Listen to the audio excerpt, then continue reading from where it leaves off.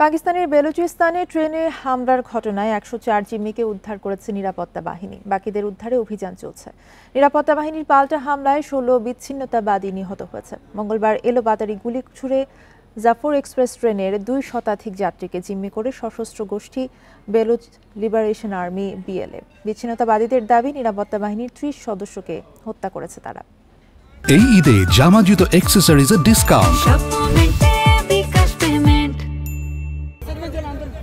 বেলুচিস্তানের কোয়েটা থেকে মঙ্গলবার খাইবার পাখতুনখাওয়ার পেশোয়ারে যাচ্ছিল জাফর এক্সপ্রেস ট্রেন। ৮০ সামরিক কর্মকর্তা সহ ট্রেনটিতে যাত্রী ছিল ৪২৫ জন। বোলান অঞ্চলের একটি সুড়ঙ্গের কাছে পৌঁছালে জাফর এক্সপ্রেসে অতর্কিত হামলা চালায় সশস্ত্র গোষ্ঠী বেলুচ লিবারেশন আর্মি বিএলএ। চালককে হত্যার পাশাপাশি এলোপাতাড়ি গুলি ছুড়ে ২ শতাধিক যাত্রীকে ট্রেনের ভেতরেই জিম্মি করে তারা। এর মধ্যে ৩০ জিম্মিকে সরিয়ে নেওয়া হয় নিকটস্থ পাহাড়ে।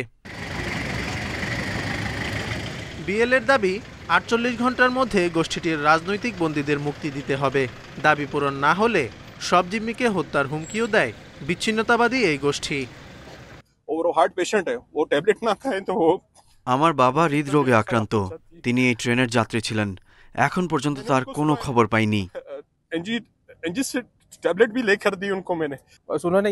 স্বজনদের সাথে যোগাযোগের চেষ্টা করছি, কিন্তু কোনো সাড়া পাচ্ছি না।